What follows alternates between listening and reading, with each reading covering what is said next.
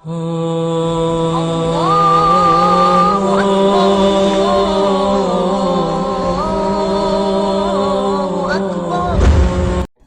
الله الرحمن الرحيم.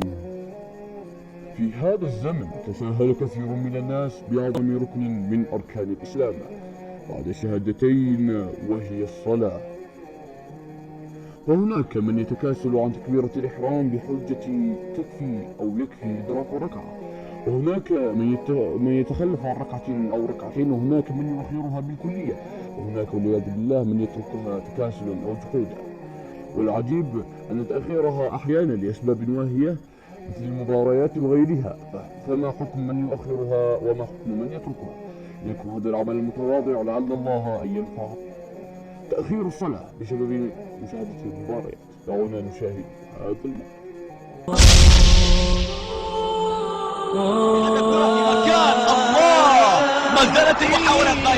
يلا شباب دخلنا على الصلاة، خلينا نصلي.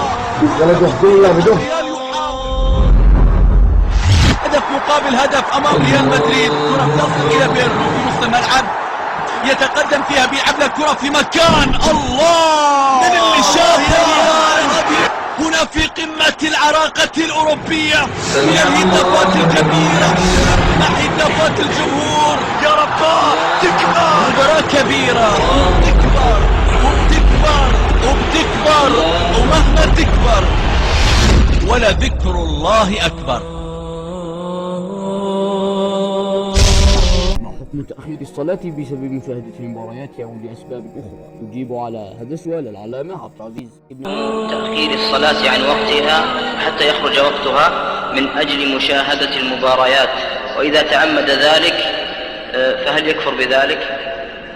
حكم تأخير الصلاة من أجل مشاهدة المباريات أو لأسباب أخرى من شهوات كفر أكبر على الراجح، كفر أكبر يجب عليه بادر بدار التوبة منه، لما سمعتم من الحديثين يقول صلى الله عليه وسلم: بين الرجل وبين الكفر والشرك ترك الصلاة، العهد الذي بيننا وبينهم الصلاة، ومن تركها فقد كفر.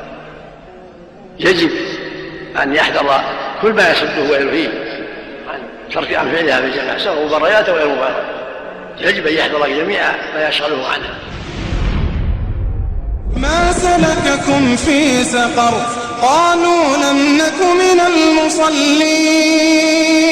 قالوا لم نك من المصلين.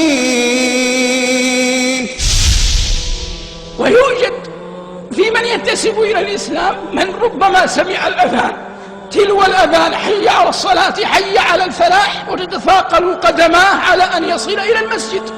ويوجد في من ينتسب إلى الإسلام قلما يرضى أن يعفر جبهته بالسجود للرب علام الغيوب جل جلاله، ويوجد غير ذلك. وبعد أخي الكريم، إن كل ذو عقل وبصيرة بأمر دينه لا يدرك حقا أهمية ومكانة الصلاة فيه، فهي عموده وهي الفارقة بين الإسلام والكفر.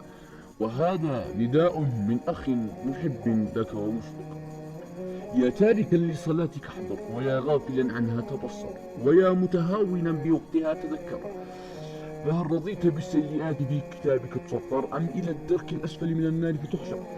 إياك ثم إياك ثم إياك أن تبعد عن جنة الخلد فتخسر.